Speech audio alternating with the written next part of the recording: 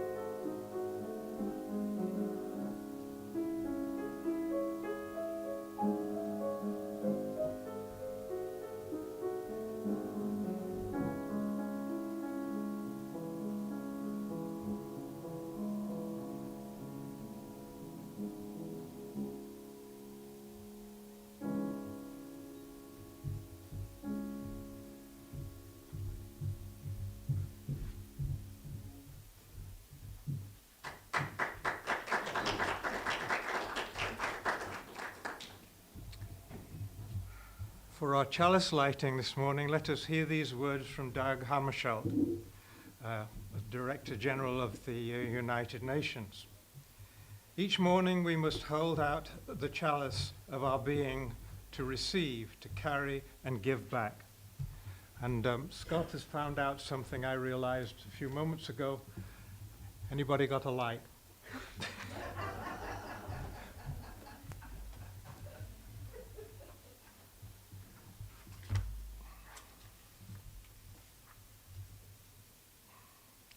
Our first song is number 290, Bring O Past Your Honor.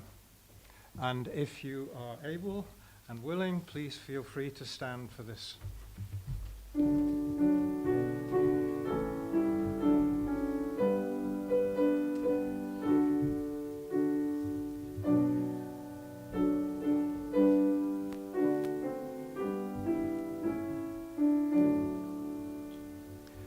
Bring, O past your honor, bring, O time your harvest, golden sheaves of hallowed life, and mind by truth made free.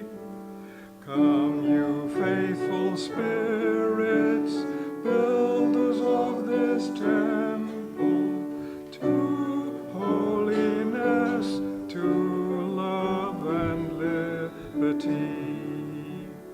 Ring in glad thanksgiving, bell of grief and gladness, forth to town and prairie let your festal greetings go.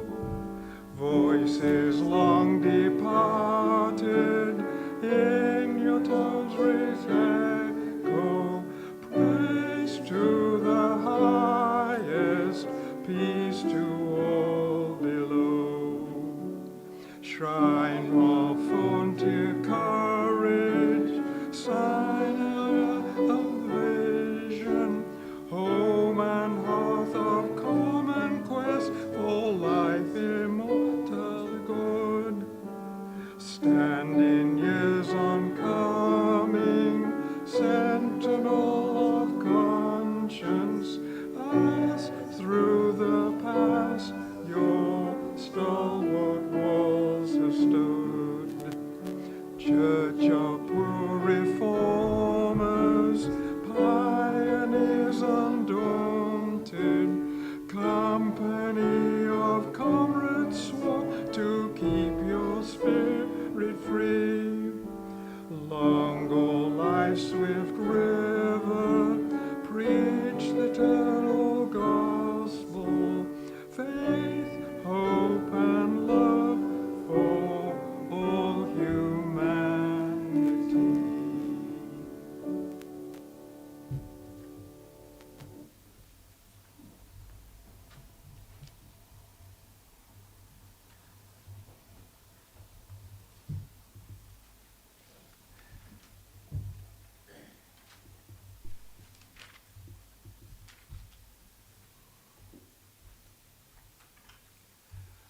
Our first reading is one from Dr. Martin Luther King, and it's called A Network of Mutuality. And I'm going to read the bold print, if you will follow and along and read in unison the italicized. We are caught in an inescapable network of mutuality, tied in a single garment of destiny. Justice everywhere, the threat to justice everywhere. There are some things in our social system to which all of us ought to be maladjusted. Hatred and bitterness can never cure the diseases of fear. Only love can do that. We must evolve for all human conflict a method which rejects revenge, aggression, and retaliation. The foundation of such a method is love. Before it's too late, we must narrow the gaping chasm between our proclamations of peace and our lowly deeds which precipitate and perpetuate war. One day we must come to see peace is not merely a distant goal that we see, but a means by which we arrive at that goal. We must pursue peaceful ends through peaceful means.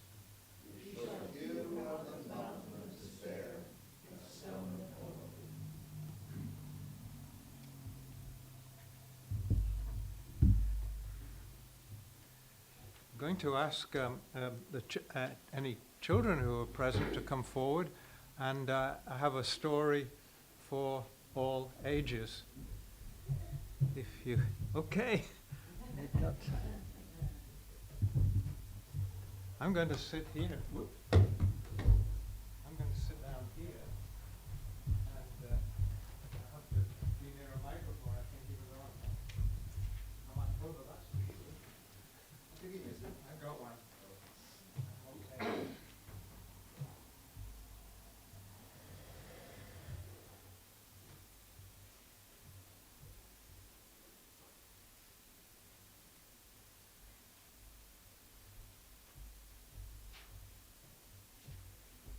This is a story by explanation for the adults, not of the survival of the fittest, but the survival of the most generous. It's called The Ant and the Elephant. It's quite an old story, and I found it in our library. One morning, a tiny ant crawled up a tall blade of jungle grass to view the river.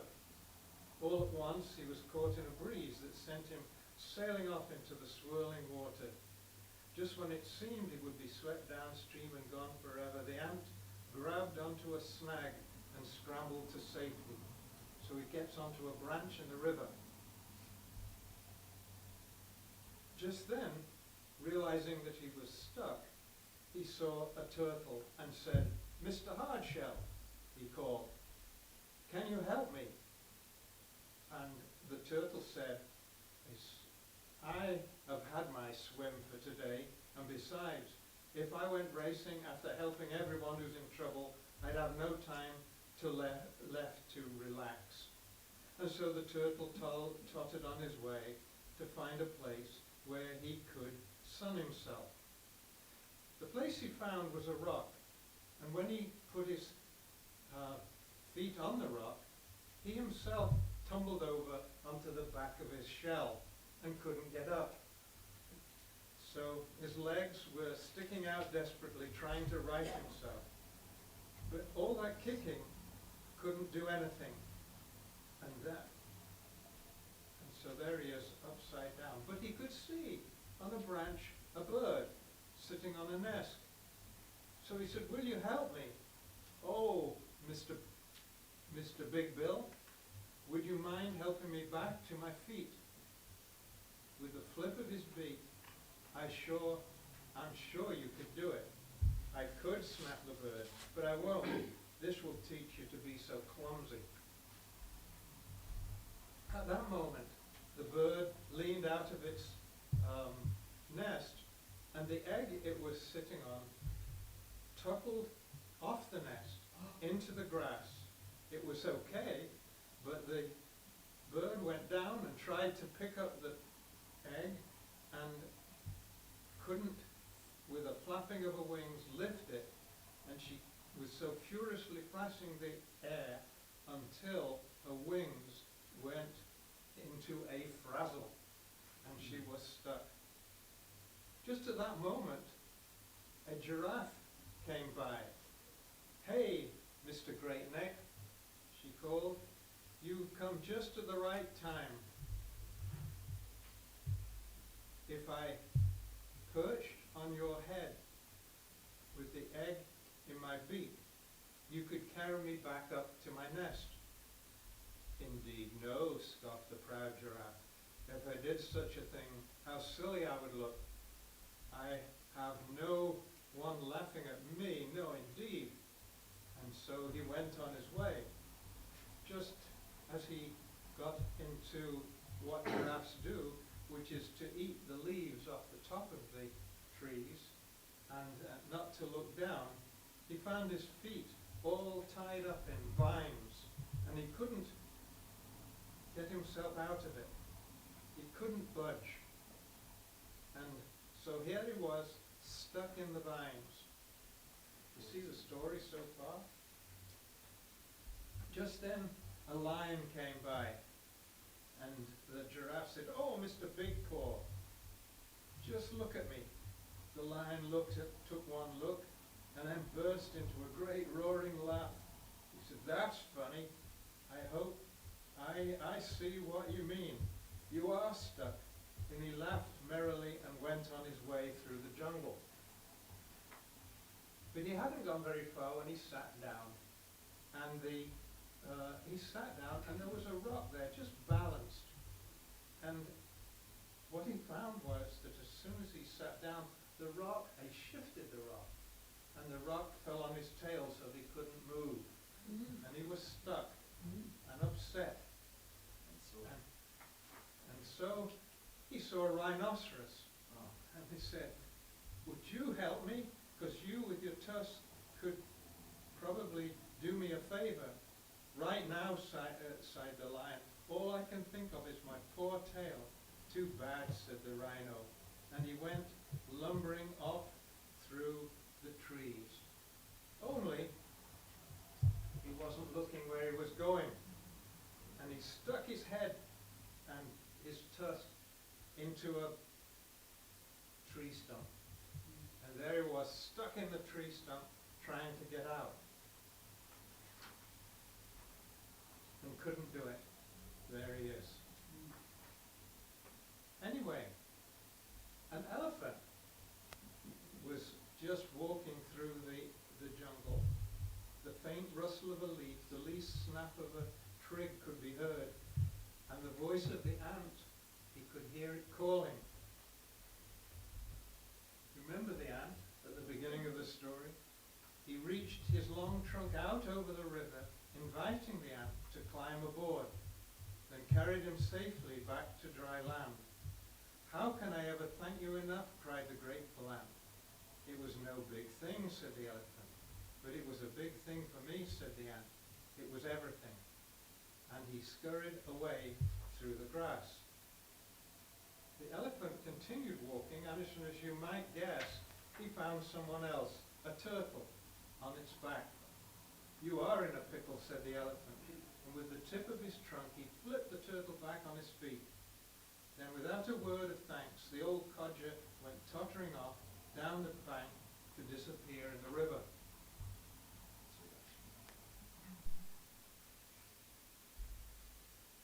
"If you can help an ugly old turtle," squawked the hornbill, "you at least can do something for me. Put my lovely egg back in the nest." "It's the very least I can do," agreed the elephant, and holding the egg gently in his trunk, probably with suction, he carried it up to the nest. "It's a wonder you didn't crack it," snapped the bird, and she settled down onto the nest again. The elephant, though, was enjoying himself, and he was chuckling when he came upon the giraffe that was in a funny fix. "Not funny to me," snorted the giraffe. "Not one bit funny." "Then I'll try not to laugh," said the big elephant, searching through the vine with his tusk to get the worst of the tangle. He managed to detangle the giraffe and pull all the vines off, and it went to safety. And it limped well, I must say. "It's about time," snorted the snooty giraffe as he went galloping on his way. We've still got a couple more animals to go, as you can guess. "What have we here?" said the elephant, as he found the lion stuck with the big boulder on his tail. "We have a big, stupid, bumbling boulder," growled the lion. And so once he was free, because the elephant was strong enough to move the boulder, the lion gave his tail a few swishes, to see if it was working. "What a relief," cried the lion. "No hurry," said the elephant. And so the elephant and the lion continue on their way through the jungle, where the elephant soon found the stuck rhino. And so he got hold of the tail of the rhino with his trunk, pulled the rhino out out of the tree stump. And that was one whale of a jerk, muttered the rhino. I hope you get some fun out of it. It was a pleasure, smiled the elephant, as he went merrily on his way, and not thinking what he was doing, but feeling pretty satisfied with himself. Everyone but big me, I'll never get into a fix when I need help. That's one thing for sure. The elephant didn't suspect there was a deep ravine just ahead of him, and was too well hidden, was scattered with ferns, and he toppled into it, and there he is, upside down, not able to get out. Help, help, he cried, and then he waited anxiously for a reply, and he waited forever, until the evening.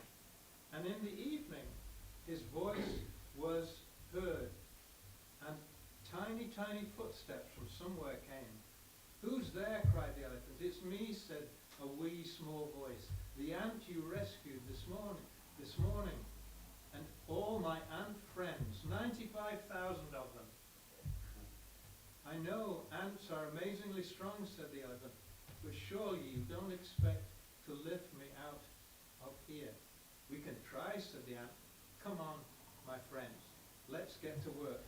And if you look closely at this picture, this drawing, you can see there the ants down at the bottom underneath the elephant, pushing it up. Heave ho, up you go, up you go. And sure enough, that was tremendous, cried the elephant. I can't believe it. It was nothing, replied the 95,000 ants. Nothing for you, said the elephant, but a mighty big thing for me. Now if you climb aboard, I'll give you a ride back to your ant home. And so,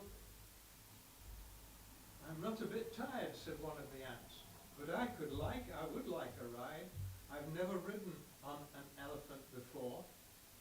Neither have I, cried the other 95,000 ants. And all they did was climbed up on the back of the elephant and got a ride home. The mighty big and the mighty small off through the jungle together. And that's the story. So thank you for listening. And as you can see, the story is one of cooperation in the end, rather than fighting. So let's sing the children out.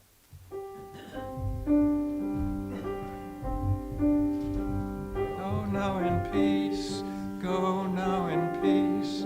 May the spirit of love surround you everywhere, everywhere you may go.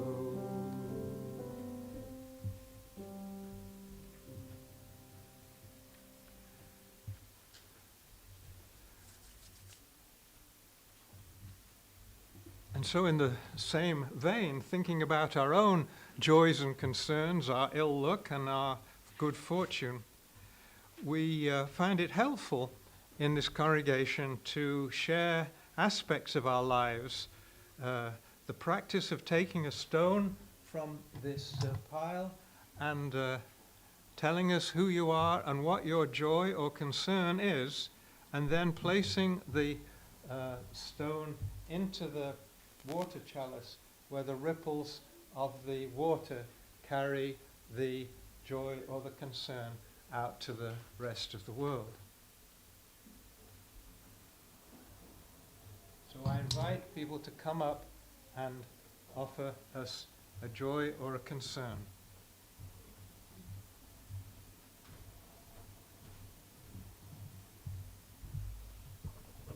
Thank you, Peter. My name's Dan Reiki. My concern is always the situation in Gaza and Palestine, that peace can be resolved and that people's lives can be put back to more normal.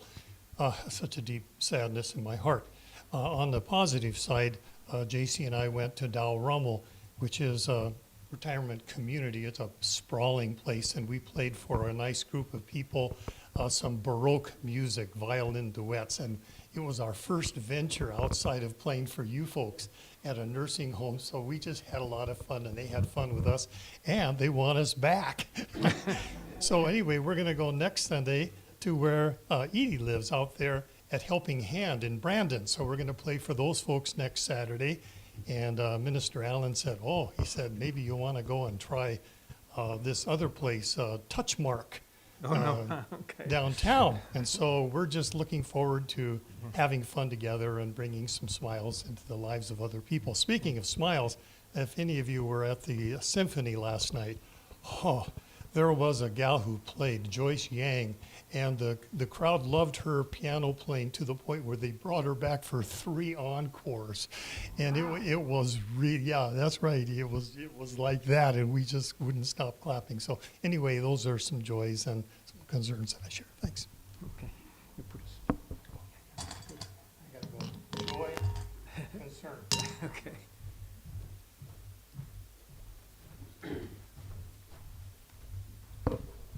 Hello, I'm John. I have 2 joys. One is the great work that you're doing with the violin. And where is she? There she is. Yes.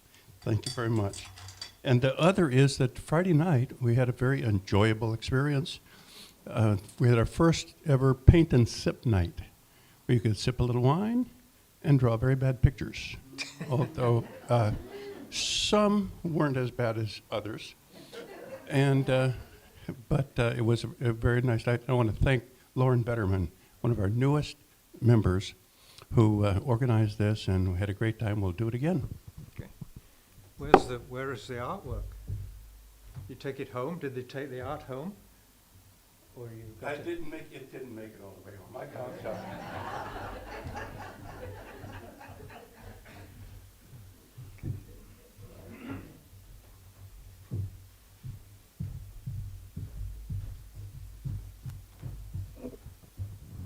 My name is Edie Ann Hafke, and I'm grateful Jenny and I are still together, and we're a great pair together, and I love the fact that she's still with me and wants to enjoy time with me and all that good stuff.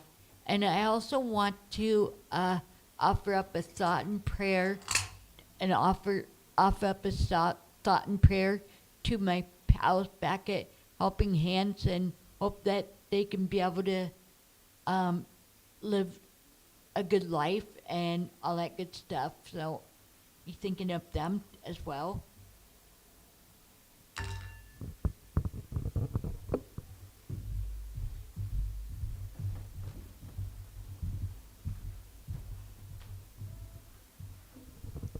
My name's Eric Berg, and I've got a couple of joys and a thought or a concern.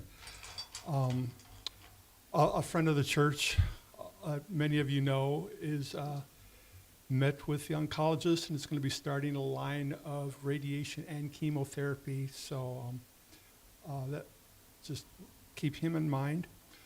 Yesterday, had a joy, met with my daughter and her boyfriend down south, and had a wonderful lunch with them.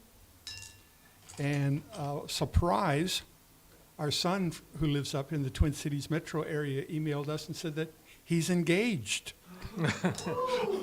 So that's quite a surprise, a big change in his life. Yeah. Okay.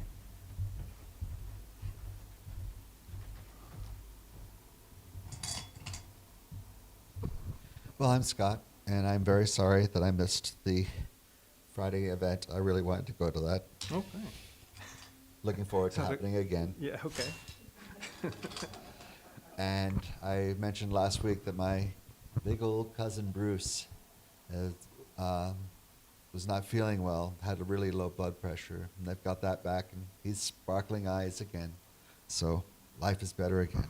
Good. Thank you.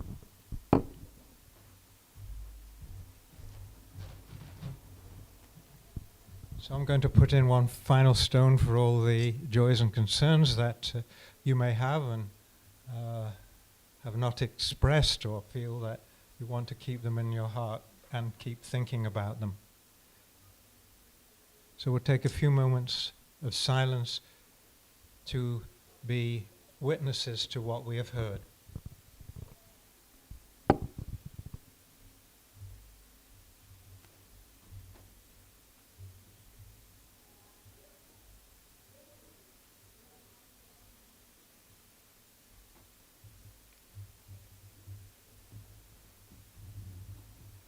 Next song from our hymnal is number 113, Where is Our Holy Church? And this is a long Lutheran hymn, I think. And so we were thinking that maybe we should skip a verse here and there. And there are 5 verses, so let's do 1, 2, 3, and 5.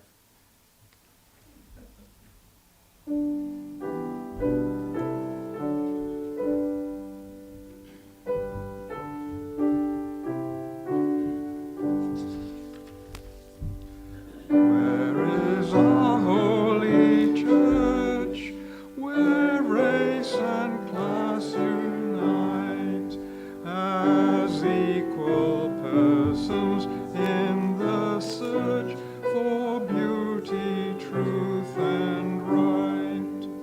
Where is our holy writ, where'er a human heart a sacred truth has lit by revelation taught? Where is our Holy One? A mighty host respond. The people rise in every land to break the captive's bond. Where is our paradise in aspiration's sight, wherein we hope to see arise 10,000 years of rest?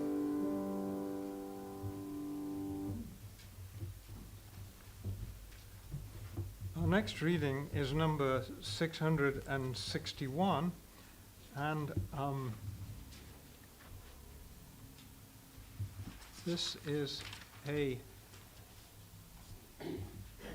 antiphonal reading by one of the worthies of Unitarianism, Ralph Waldo Emerson. The heart knoweth. I'll read the bold and you can respond with the italicized. We have a great deal more kindness than is ever spoken. The whole human family is bathed in the covenant of love. Ether. How many persons we meet in houses whom we scarcely speak to, whom yet we honor and who honor us. And we see in the street or sit at church, with whom silently we warmly rejoice to be with. Read the language of these wandering eye-beams. Thank you.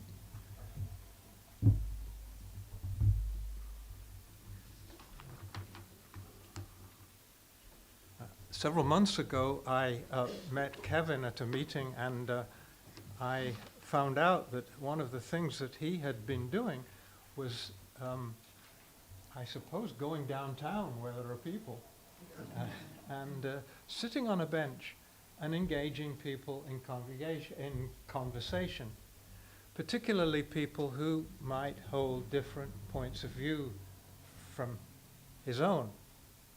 And the process of doing that is something that has given rise to a movement. It's called Street Epistemology International. So it's done, and Kevin has been involved in this organization and is going to tell us about his experiences.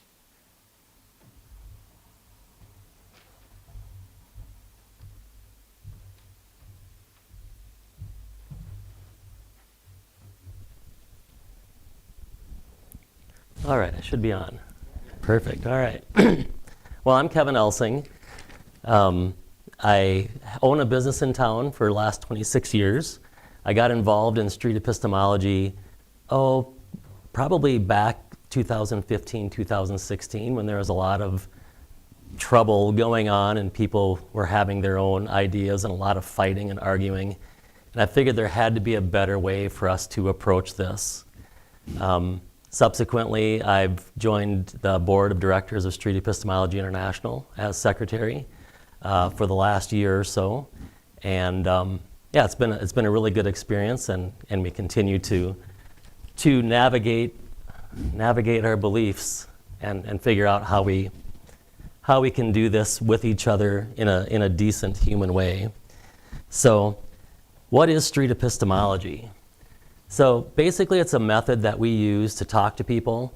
It's a way to critically reflect on the things that we believe and the things that the people we talk to believe. And we really want to come from a place of curiosity and understanding. We want to know where people are coming from and really hear them out and be charitable and kind, and figure out really what we're all about with each other. Have you guys ever had that where you've had a really passionate conversation and you tell somebody facts and you go, "You're wrong because X"? You know, how many times has that worked for you, right? And how many times has somebody told you that you're wrong and given you facts and you've changed your mind, right? That's something that just doesn't really happen. So we're basically flipping the script a little bit on what we're doing. And we think that street epistemology is something, using some of these techniques can help us bridge divides and be better people with each other and have better understanding. So this originated, there was a philosophy teacher who started kind of this principle and started talking about it.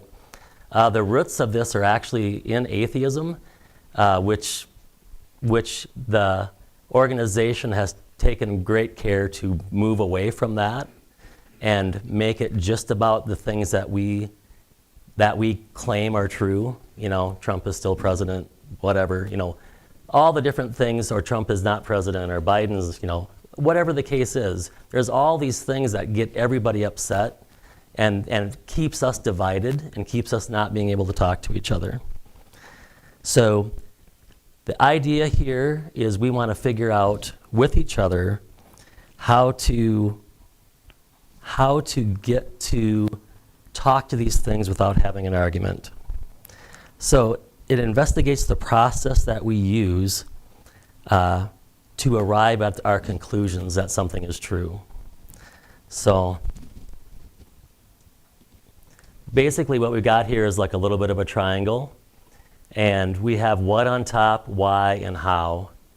So our primary idea here is, first we have to identify what somebody thinks is true. And we have a process for doing that too, where we repeat back to somebody. It's kind of an active listening technique where we listen, we talk back, repeat back to them in the strongest way possible to let them know that we understand them, until we can get them to say, yeah, that's right, that's what I think. Then we move on to the why, and we want to ask about why we believe that. So what are those conditions that brought you to believe that? And that's a really important thing for us to understand. Why do we believe that? So we focus on a person's belief behind, and this layer is more significant than the claim itself, and we seek to understand why the person believes the claim is true. And then we move to the deeper layer, to the how. By doing this, we basically leave the claim, the what, on the table, and we stop talking about what it is. And that way we don't have to argue about what it is. We can talk about how we know it's true. So that's really what this is doing. We get to that deeper layer. We explore the methodology, the epistemology itself behind their belief. And that is, we want to verify the relevance of the reasons to the person's confidence in their belief.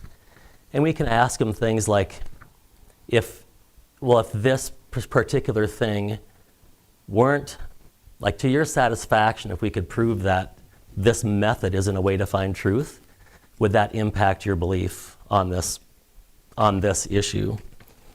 So it's a really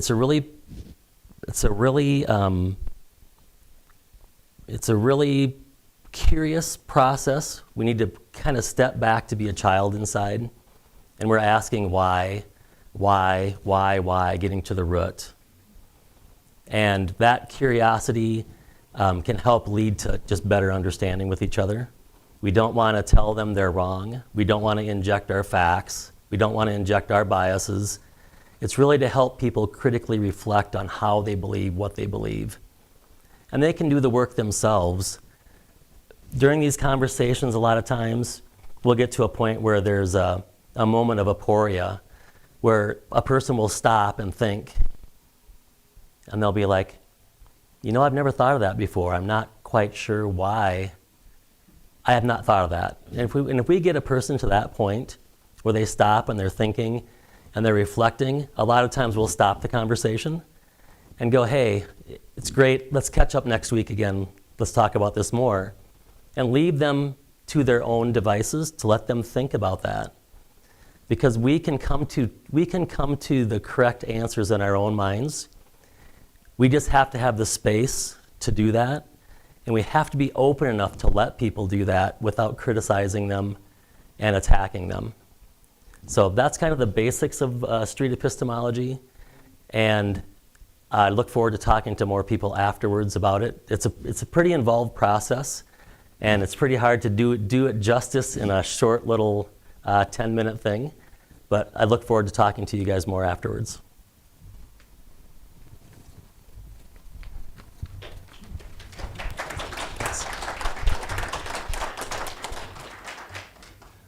I think we look forward to having a chance after coffee to come back and have a circle discussion to raise our own questions with Kevin and for him to respond.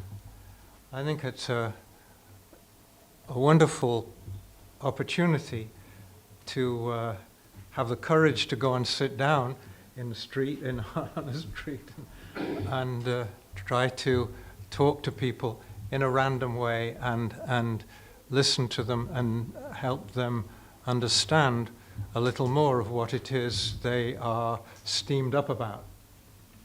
So, as Kevin says, it's going to be something that's going to be quite a little more complicated than the outline he's given us. But I think this has whetted our appetite. So I encourage you to come back after we've had coffee and we'll talk some more about it. So let us proceed with the next song, which is in the Teal hymn book. And this is a song that was written originally by a Motown, Bill Withers.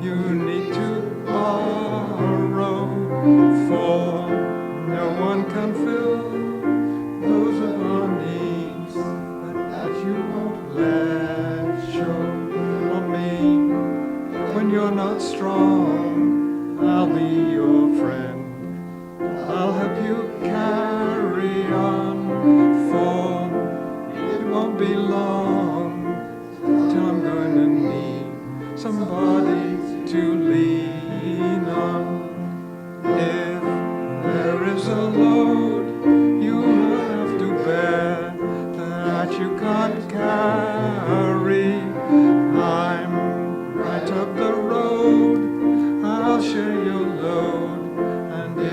Just call me, lean on me when you're not strong, and I'll be your friend. I'll help you carry on, for it won't be long till I'm gonna need somebody to lean on.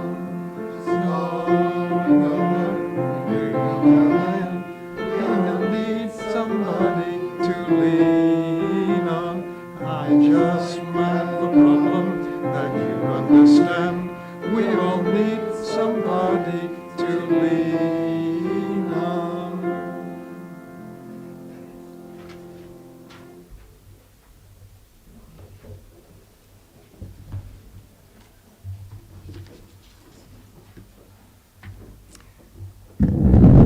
I can never resist a joke with Bill Withers about how do you make a duck into a soul singer. That is, you put it in a pot and boil it up until it's Bill Withers.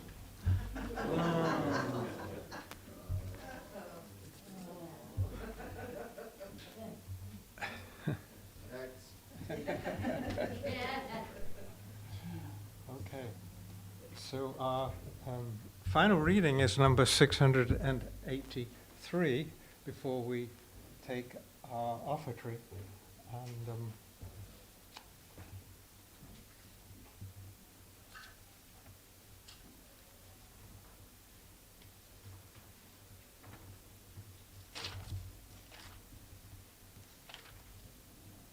And this is short, and we're going to read it together. Be ours a religion which, like sunshine, goes everywhere. Its temple, all space, its shrine, the good heart, its creed, all truth, its ritual, works of love, its profession of faith, divine living.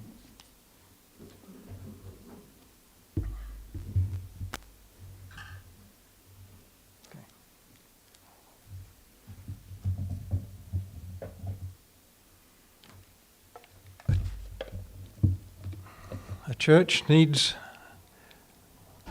its finances in order, and it relies on the members of the congregation to do that. You'll see that in our order of service, it says that I don't know that it does it say it this week, but I think it's, are we still giving our money to Feeding South Dakota? Oh, South Dakota Voices for Peace. So half the loose change in the offertory will go to South Dakota Voices for Peace.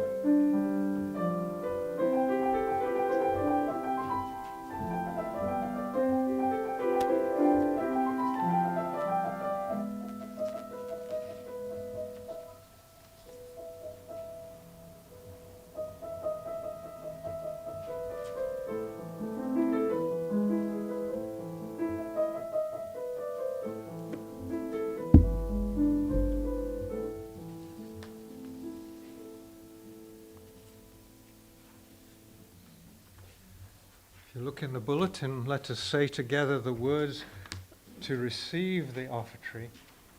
Let us say it together. We give these gifts freely. We receive these gifts gratefully. We dedicate these gifts to the work of our congregation, serving human wholeness, caring for our planet, upholding religious freedom, welcoming a stranger.